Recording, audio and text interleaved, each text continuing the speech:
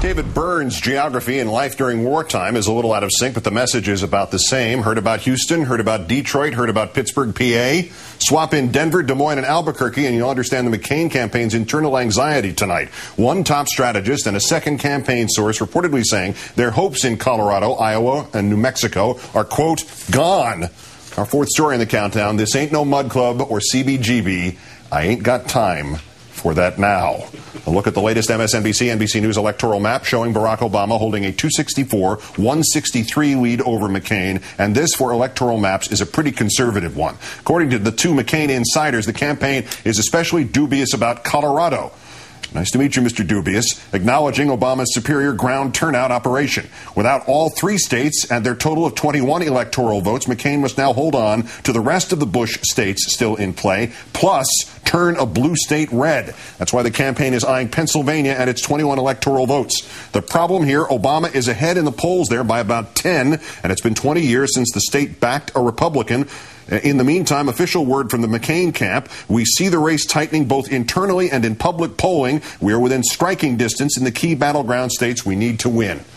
As promised, let's call in Nate Silver, founder of the poll-crunching presidential election projection website, 538.com. Good evening, Nate. Hello, Keith. That last quote from the McCain campaign, are they indeed within striking distance in key battleground states? Well, in some states like Florida and Ohio, those are still toss-ups, but they're not, close enough in the right states. Obama still has a pretty clear path to 270 or more with the carry states plus either Colorado or Virginia, where he's polling, 5-6 points ahead, comfortably outside the margin for error. And I don't think Pennsylvania is the easiest path for them necessarily. They haven't led a poll in Pennsylvania since April. Even though Obama lost the primary there, he really got his ground game operation, into top gear right there. He had, something like 80 field offices open right now throughout the state. So they're not worried about Pennsylvania, I don't think, and it's still polling, like you said, at about a 10-point margin. All right. So if it's not Pennsylvania, Nate, what other scenarios could get McCain to 270, and are any of them, realistic?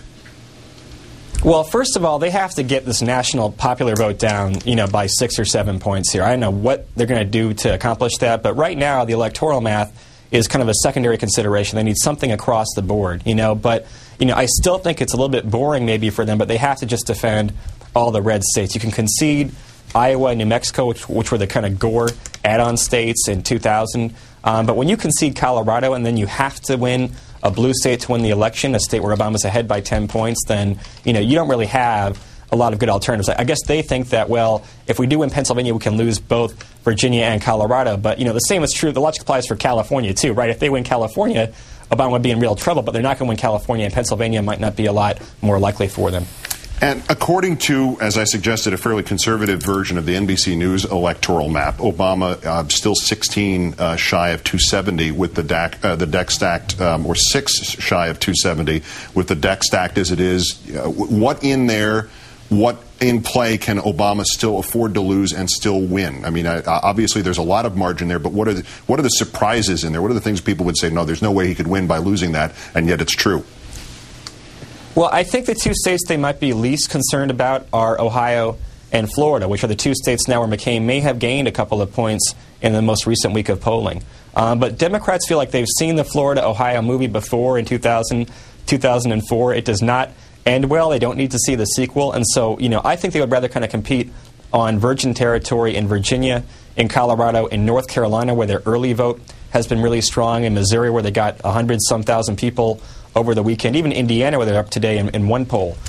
So they would, they're not going to be worried so much if they don't have to fight, kind of a ground skirmish in Ohio or Florida, as long as these other states where McCain is less well organized are still polling, in the lead for them.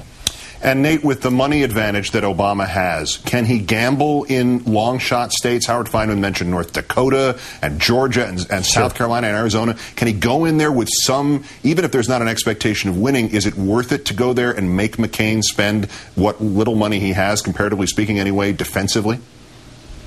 I think maybe in North Dakota, because it's so cheap to buy television time there, or Montana, they're actually still engaged in Montana. Ron Paul's on the ballot here. They think he might eat up, 4% of McCain's vote. But, Arizona or Georgia seems like they're kind of rubbing it in. You don't want to have like a Leon Lett moment where you're about to score a touchdown and you kind of start celebrating too early. But, North Dakota and Montana, why the heck not?